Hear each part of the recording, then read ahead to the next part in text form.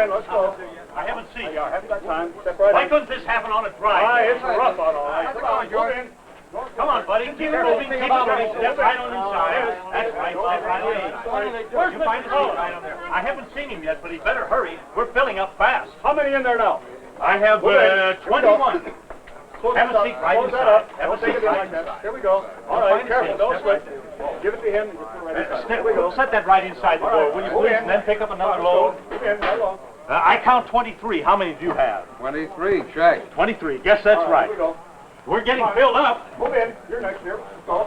Step right inside. There's some room Mr. Collins. there. Everything under control? Seems to be. All right, come along here. Hurry now. Okay, so far. Mr. Collins, hurry. Find a place inside to settle down, and I'll be right in. How many do you have so far? With your family, 26, plus the 3 of us. Well, keep moving them in. I'll see how it's going. One more thing, Yes. sir. I'm not sure, but I don't think all the staff members are here. All right.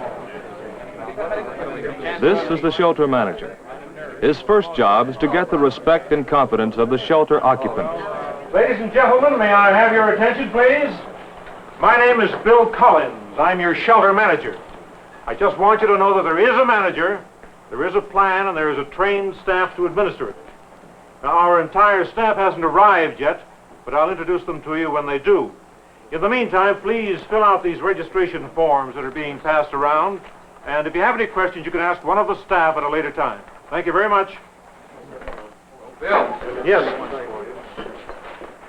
Well, this is it. It sure is. Did your family get in? Yes, fine. How does the health and sanitation team check out? Well, we're setting up sanitation facilities. The medical supplies are all I'll intact. be with you in a minute. And we have a medical unit set up, so we're ready to take care of anybody who might become sick. Now, I haven't seen Bill Cummings around here yet. Would you check out the water supply for him? Right. Fine. Now, what is it? Sorry to bother you, sir. I just wanted to let you know I've reached control center. Good. And the radio checks out. Well, now we'll see how well we've done our homework. Yes, sir. Well, we're filling fast. Yes, I know. I hope the rest of the staff gets here. So do I, but we'll stick to the regular plan. Okay. And Charlie, try to keep them all busy. Yes. Mr. Collins wants us to stick to the regular plan. Oh, Mr. Collins? Yes. There's no radiation ready in here. Fine, thank you. They've been planning a long time, and all that time trying to foresee just what it would be like. This group is fortunate. They have planned well, and they have this, their shelter operations plan. The organization in black and white.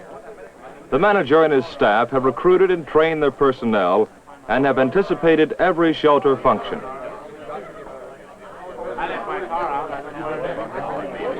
Mr. McCauley? Yes. Please. What's your count so far? We have 57. 57, that's top. Our whole staff isn't here yet. Well, we're full. Oh, George.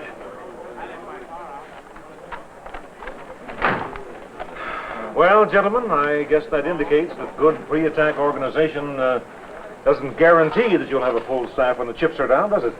No, sir, but the crowd seems to have settled down. Water, power, ventilation are okay, and we are checking the food.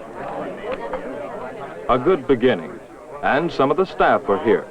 2 deputies, 2 of the 6 team leaders, plus a RADF man, and 4 team members. It's a nucleus to build on. It's up to Manager Collins now. Now, who didn't make it? Supply and maintenance, information and training, safety, feeding. Well, we'll have to find replacements for them.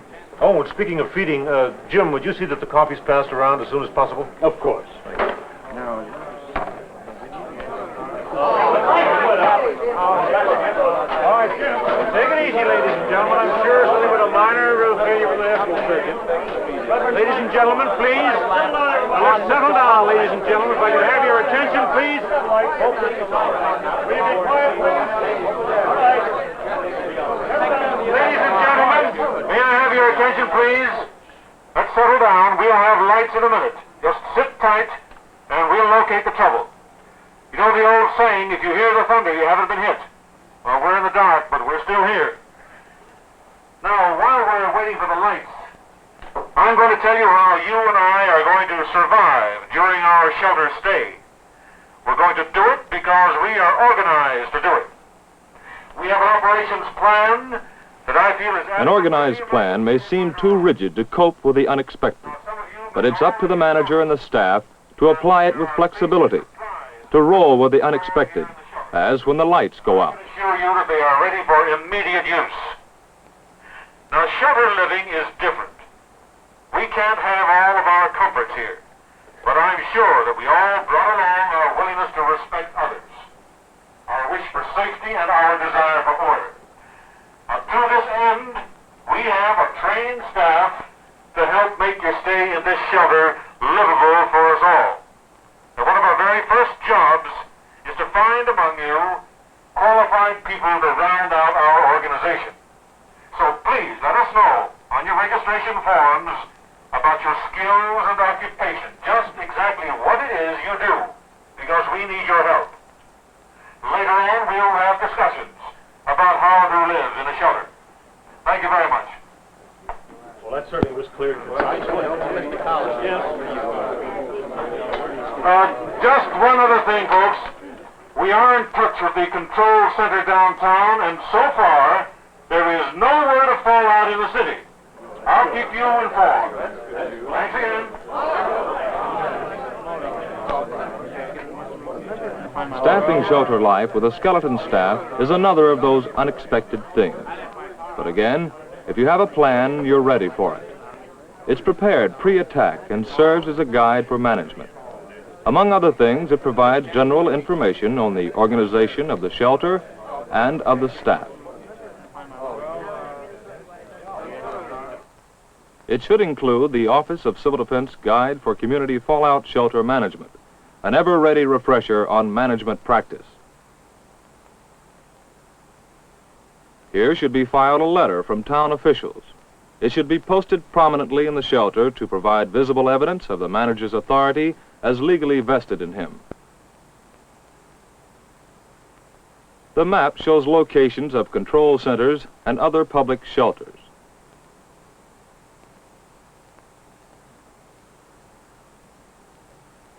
They are also ready in case any of their staff members don't make it. They have checklists of the things to be done by the shelter manager and by each staff member.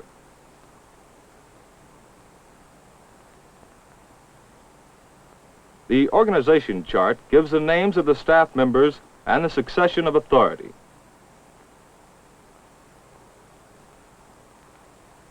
A brief description of the duties of the shelter staff should also be included in the shelter operations plan. Staff quality, training, and planning will determine the success of the survival effort.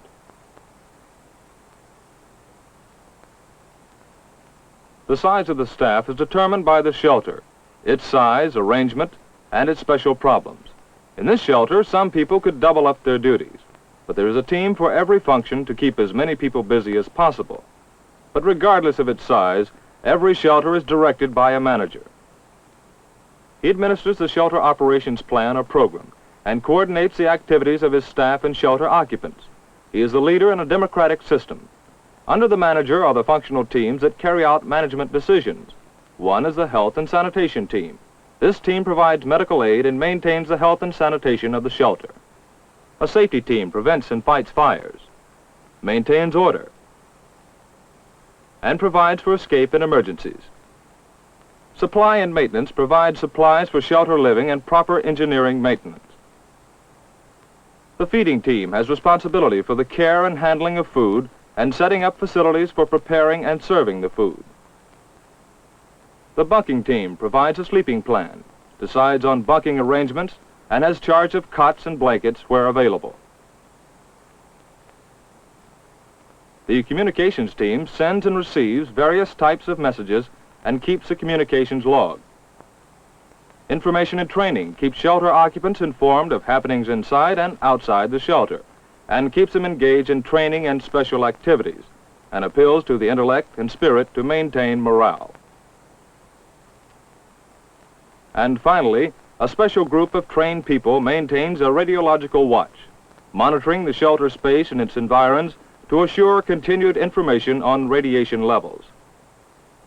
These functions are the same in any shelter, only the organization may vary with the size of the shelter. Leaders of the teams report to deputies of the manager, and between them work out routine, day-by-day problems, leaving the manager free for matters of major policy. Of course, shelters will have a wide variety of shapes and sizes. Here's the organization of a shelter with many rooms. Teams operate in each room and report to their room deputies.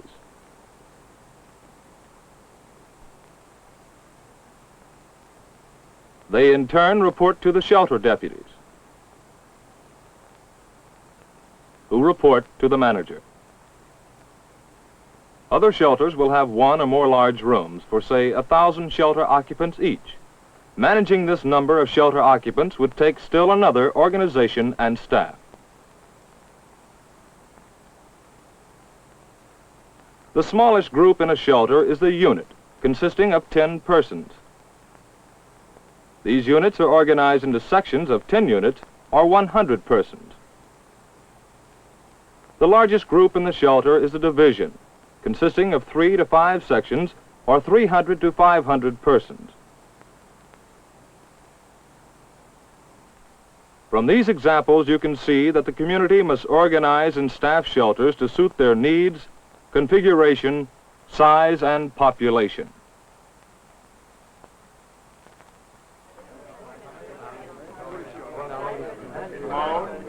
However, even with this pre-attack preparation, all of your regular staff may not be present. Selecting from those actually in the shelter becomes necessary. Well, it looks like an interesting group, huh, John? Yes, sir. There's plenty of talent here, Mr. Collins, and varied, too. Hotel man, cook, policeman, a minister, a gym instructor, and a folk singer. Well, that's fine. This'll help. Now, I should think that out of this group, we'd be able to find people to fill the vacancies rather readily. Well, we're pretty well squared away. Wouldn't you like to complete the staff? All right, let's get at it. Somebody I want you to meet first. Mr. Bernard. Mr. Bernard, I want you to meet Mr. Collins. Mr. Bernard fixed the lights. Well, we owe you a lot, Mr. Bernard. Well, I'm an electrician. You see, Mr. Collins, I noticed how the lights went out. I knew it wasn't a power failure because in a power failure, the lights get dim and then go out. So I looked up your deputy here. A bad fuse. Well, we're lucky to have you, Mr. Bernard. Now, we need someone to head up our supply and maintenance team. And I can see by your registration form that you certainly qualify. Right. Would you do it? Okay. Very good. Now, Mr. Fellows here will show you our floor plan and equipment. And I think you'll find that our maintenance is fairly well organized, but we need experience and help. Thanks for getting us out of the dark. Come with me, Mr. Bernard.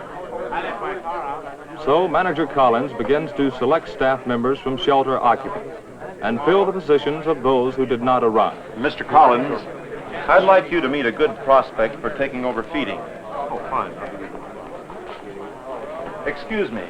This is Mrs. Dyer. She runs the cafeteria over on Fulmer Street. Well, I'm happy to know you, Mrs. Dyer.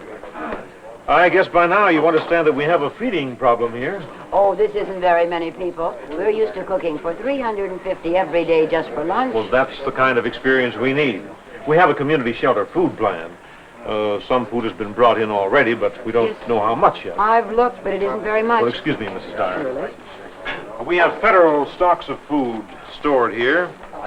Now, this will provide a balanced diet more than adequate for our survival. Why, that's a wonderful idea. It will give us a great deal of variety, and I can think of several ways to use it. Well, that's what we need, Mrs. Dyer. Imagination. Will you take charge of the feeding? I'd be glad to. Now, you'll have to decide on portion sizes. I'd try to plan for 2 weeks if possible.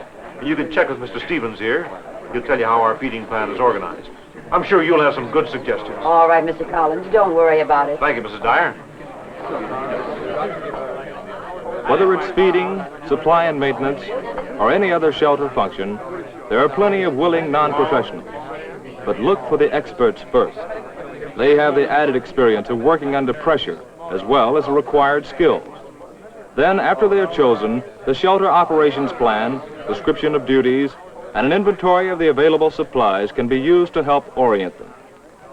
Speedy staff selection will add to the confidence in management.